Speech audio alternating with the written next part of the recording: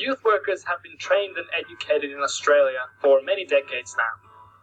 Youth work is recognised as a distinct and standalone profession. Although there are many debates to be held and lessons to be learned in Australia around the professionalisation of youth work, Australia has got some valuable experience to share with fellow Australians as well as with the rest of the world.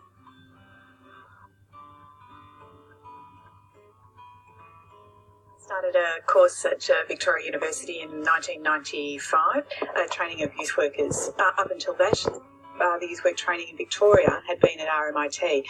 So there's been quite a strong and robust and connected history of youth work training, but particular to Victoria, which has also meant that professionalisation has had its hurdles, has been an easier road, I think, because graduates want to protect their profession. So as you get a critical mass of graduates, they want to do something about that.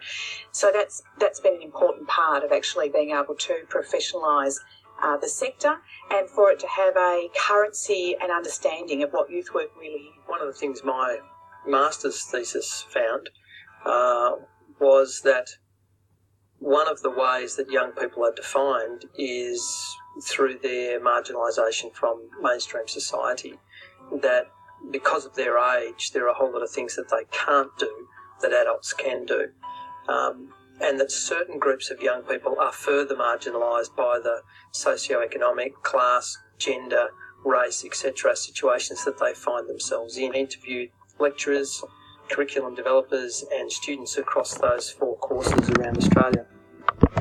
And that was at the same time as there was a national project going on around Australia that was trying to find out what youth work was and how that would inform the process of establishing a national training package for a national diploma of youth work. I think what was really unique about the national project is it provided workers with an opportunity to actually talk about what they did, as Tim said, what their values were, and the skills and knowledge that are required. And actually there was an incredible amount of agreement, which was really interesting. And I think it still has synergies now with what we do and what we think is underpins youth work. So workers talked about the importance of respect, diversity, human rights, their practice, workplace management, policy, understanding research and how to evaluate their programs. So there was a whole range of skills and knowledge as well as a whole range of diversity type underpinning values, social justice that were very important to workers to actually be a part of a training package. And I think that certainly influenced the Victoria University course, and I think has influenced the national framework here. So you do have courses that follow a fairly strong value statement that about human rights, about social justice, about the rights of young people, about the fact that they're actually not citizens in waiting, that they actually have rights now, and that they need to be respected, heard, valued. Professionalising youth work, moving from youth workers being seen as, a bunch of rat bags or stirrers or kind of, that's right, red-ragging revolutionaries, or just, playing games with kids and, running recreational activities, but really moving into the role as advocate for young person. It's really at the core of our practice. I mean, young people are the primary consideration of youth workers. I want every one of my students when they graduate to come out with that mantra and be really clear. It's what cuts us apart as a profession, and I think has been a really important value set that is now, I think, really embedded in the profession. I think what's really important is that here we have a focus on trying to see how we can make a difference in young people's lives, and particularly, as Tim says, those young people that have been disadvantaged or marginalised because of class, socioeconomic status, single parenthood, where they live, their geography. There's a whole range of reasons why in a country particularly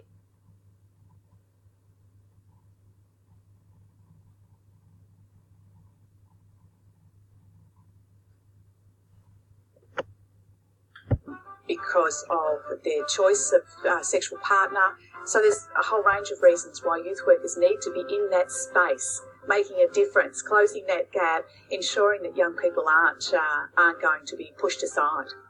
Young people as being at the centre of youth work. That is that the young person is the primary consideration, the primary concern. They are at the centre of youth work. And that the young person is fully human, not yet to become human. So as a full human being, they have full human rights.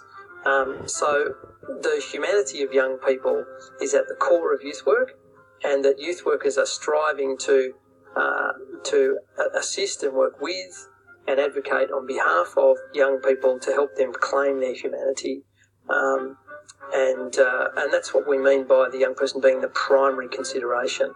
It's not the state or the church or the family or the school or the law. It's the young person at the centre. And often there are tensions between those other institutions in relation to working with young people, but that a youth worker's role is to see the young person as their primary consideration, not those other institutions.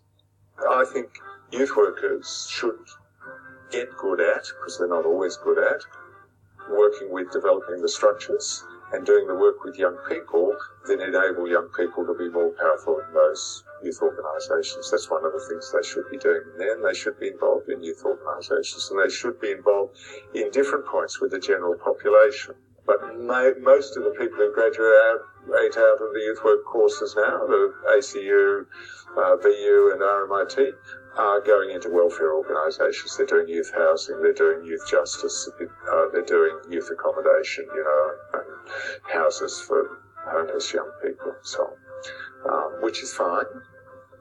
But again, if they're good youth workers, they should be doing youth development there, not just welfare. I think from a government's point of view, what's really been or is important to acknowledge is that this isn't always out of the goodness of their hearts for governments. It is about a practical understanding of the policy and practice implications. So, we have very good research that tells us, for example, that young people that are homeless and unemployed at 15 are likely to be homeless and unemployed at 25, at 35, at 45, and that's a very costly amount on any society that's actually managing a group of homeless people. That if with some intervention, we could have made a difference. The code of practice is voluntary. It's a code that was written by the sector for the sector, and it has been adopted by the sector in a voluntary capacity. That is, organisations adopt it and say, well, we're going to take this code as a charter that will guide the way that we work with young people through our agency, and individuals can take that on as well. The way that youth workers have done that is to collectively organise, to get together, to form an association of youth workers, which has taken on the code as its basis of the thing that kind of defines what a youth worker is in Victoria. And the professional association, the Youth Workers Association, uses that and promotes that code as a way of defining what youth work is. What's really important to note about that is that you can't have a profession unless you actually define what makes a profession. So unless you define its training, its skills and its knowledge. And so for us, I think it's very disappointing that we don't have that coverage, and those discussions continue. So those two things really have been three things have been very important for youth work. That is the training of youth workers at degree level, the establishing of a professional association, and a code of practice which binds all that together. Certainly it would be my view, and it's certainly the view of the Youth Workers Association, that we should have a minimum standard, that standard should be at degree level, and that nobody should be practising as a youth worker without having a formal qualification